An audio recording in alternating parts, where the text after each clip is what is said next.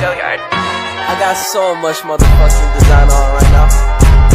Break it down, bring it back, make it clap. I got 3 old thoughts, new block, where that thing. Bitches on my line, and you know. Assalamualaikum warahmatullahi wabarakatuh. Perkenalkan, nama saya Rizal Dulu. Nama saya Clarissa Martazara. Nama saya Tangku Abdul Al-Jabari. Di sini kami akan menjelaskan bagaimana cara mengatasi kemalasan dalam belajar. Mengatasi kemalasan dalam belajar. Kemalasan dalam belajar adalah masalah yang sering dihadapi oleh siswa yang membuat kegiatan belajar sering tertunda-tunda.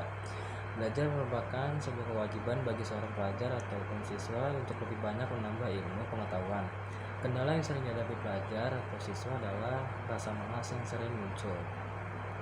Tujuan mengatasi kemalasan dalam belajar adalah untuk meningkatkan produktivitas, pemahaman, dan pencapaian akademis.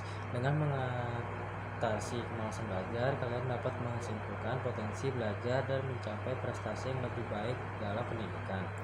Adapun langkah-langkah untuk mengatasi kemalasan dalam belajar yaitu Assalamualaikum warahmatullahi wabarakatuh. Perkenalkan, nama saya Tangku Abdul Al-Jabari. Jadi di sini saya ingin meneruskan apa yang sudah dijelaskan oleh Dodo dan tujuan dari mengatasi kemalasan dalam belajar. Saya ingin menjelaskan langkah-langkahnya. Yaitu langkah pertama, 1. Tentukan target belajar. Untuk membantu fokus pada target belajar ini, buatlah penjadwalan tentang waktu dan materi apa saja yang akan dipelajari. Belajar memahami suatu setiap harinya. Ini akan membangun kebiasaan baik dalam belajar. Jangan lupa untuk menyesuaikan dengan kemampuan diri dan jangan terlalu memaksa.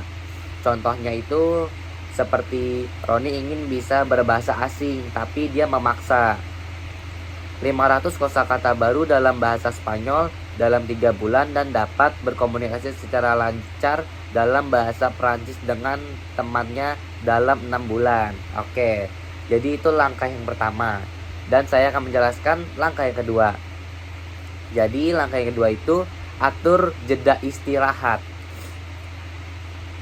Rasa malas belajar bisa saja datang karena siswa tersebut sudah merasa lelah setelah semalaman mengikuti kegiatan sekolah. Rasa malas inilah yang akan menghambat kegiatannya. Belajar menjadi tidak kondusif. Usahakan untuk mengatur jedanya istirahat itu untuk membuat pikiran kembali segar. Jadi kita kalau istirahat itu untuk refreshing, kayak biar otak kita segar gitu. Dan mulailah belajar saat kondisi tubuh sudah fit. Nah, kalau tubuh kita sudah fit, itu kan otak enak untuk dipelajarin. Jadinya otak kita enak.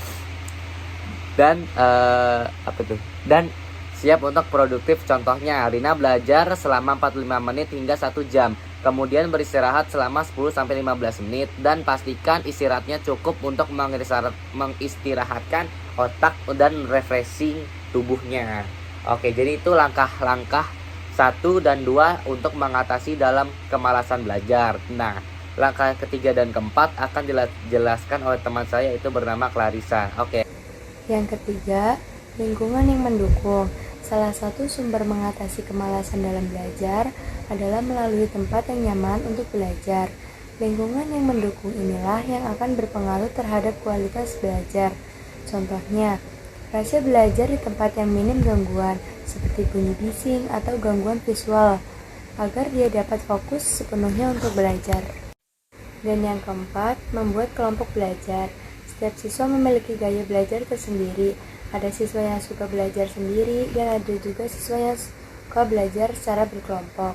Contohnya, Reva adalah siswa yang suka belajar sendiri karena dia merasa paham ketika dia membaca materinya sendiri.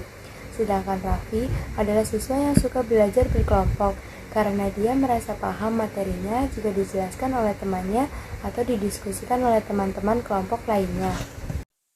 Adapun kesimpulan dari materi tersebut yaitu malas belajar merupakan hal yang wajar yang biasa ditemui para pelajar, apalagi saat mendekati waktu ujian. Para pelajar perlu menemukan sumber mengatasi kemalasan dalam belajar ini agar bisa mengubah kebiasaan malas belajar ini menjadi rajin belajar. Pencapaian terbesar dimulai dari langkah kecil yang menghargai setiap proses. Lalu, ingatlah bahwa mengatasi kemalasan belajar memerlukan waktu dan usaha. Tetapi dengan pendekatan yang tepat, kalian dapat mencapai hasil yang lebih baik. Ketika malas mengintai, semangat harus dijaga. Sukses butuh usaha, bukan hanya harapan. Sekian penjelasan dari kelompok